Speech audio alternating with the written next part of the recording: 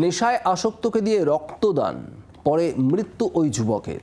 উত্তর দিনাজপুরের রায়গঞ্জের বেসরকারি ব্লাড ব্যাংক নেশা মুক্তি কেন্দ্রে আয়োজিত শিবিরে রক্তদান করানো হয়। বিস্ফোরক অভিযোগ পরিবারের। তদন্তে পুলিশ ও স্বাস্থ্য দপ্তরের সামনে এসেছে বিস্ফোরক তথ্য। নিয়ম মেনে রক্তদান শিবিরের আয়োজন কিনা খতিয়ে দেখতেই তদন্ত।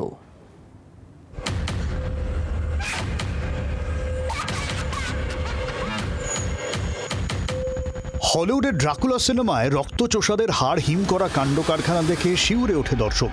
বাস্তবেও রক্তচোষা বেসরকারি ব্লাড ব্যাংকের কারবার দেখে চোখ কপালে উঠতে বাধ্য। শুধু কলকাতাতেই নয়, এই ভ্যাম্পায়ারদের জাল কি ছড়িয়ে উত্তরবঙ্গেও? ইটাহারে নেশামুক্তি কেন্দ্রে রক্তদান শিবির নিয়ে বিতর্ক তুঙ্গে। নেশামুক্তি কেন্দ্রের আবাসিক ৩৯ বছরের এক যুবকের মৃত্যুর পর কাঠগড়ায় বেসরকারি ব্লাড ব্যাংক। ২৯ মে যুবককে ইটাহারে নেশামুক্তি কেন্দ্রে ভর্তি করা হয়। গত ২৮ জুলাই তাকে বাড়িতে ফিরিয়ে আনা হয়।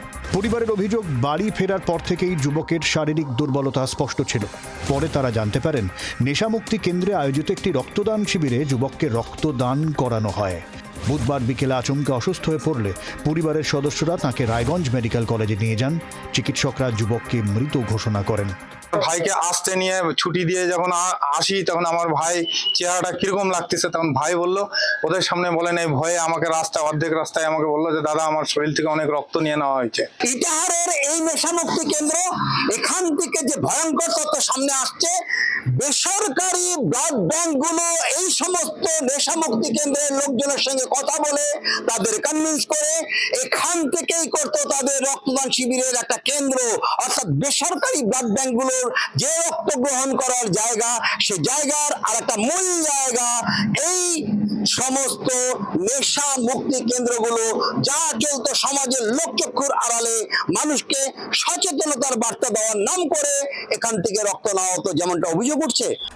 রায়গঞ্জের দেবীনগরের যুবকের অস্বাভাবিক মৃত্যুর তদন্তে নেমে পুলিশ ও স্বাস্থ্য দপ্তরের সামনে এসেছে এমন তথ্য, যা বেসরকারি ব্লাড ব্যাংকগুলির রক্ত সংগ্রহের পদ্ধতি নিয়ে নতুন করে প্রশ্ন তুলছে। জেলা মুখ্য স্বাস্থ্য আধিকারিক জানিয়েছেন, সংশ্লিষ্ট রক্তদান শিবিরগুলো নিয়ম মেনে আয়োজন করা হয়েছিল কিনা তা খতিয়ে দেখতে তদন্ত শুরু করা হবে। অভিযুক্ত নেশামুক্তি কেন্দ্র সব অভিযুক্ত অস্বীকার করেছে। বেসরকারি ব্লাড ব্যাংকের দিকেই দায় ঠেলছে তারা। আমাদের তো এই নলেজগুলো নেই। এবার সেই নলেজগুলোর জায়গায় তাদের উচিত ছিল যে সেই পেশেন্টটা যখন ব্লাড দিতে স্বেচ্ছায় গেছে, তাকে ওই জিনিসটা কাউন্সিলিংটা করে আমাদেরকে রিপোর্টটা দেওয়ানো যে ওনার ব্লাডের কি আছে, সেই জায়গায় করেনি। জেলা স্বাস্থ্য দপ্তর সূত্রে জানা গিয়েছে, তদন্তে বিশেষভাবে খতিয়ে দেখা হবে যাদের কাছ থেকে রক্ত নেওয়া হয়েছিল তারা আদৌ রক্তদানের জন্য শারীরিকভাবে উপযুক্ত ছিলেন কি না। পাশাপাশি রক্ত সম্পূর্ণ স্বেচ্ছায় সংগ্রহ করা হয়েছিল নাকি কোনো আর্থিক লেনদেনের অভিযোগ রয়েছে, তাও তদন্তের আওতায় থাকবে। এদিকে পাড়ায় পাড়ায় ক্যাম্প করে রক্ত সংগ্রহে নিষেধাজ্ঞার বিরোধিতায় হাইকোর্টে মামলা করে এক বেসরকারি ব্লাড ব্যাংক। রাজ্যের কাছে এই নিয়ে রিপোর্ট তলব করেছে আদালত।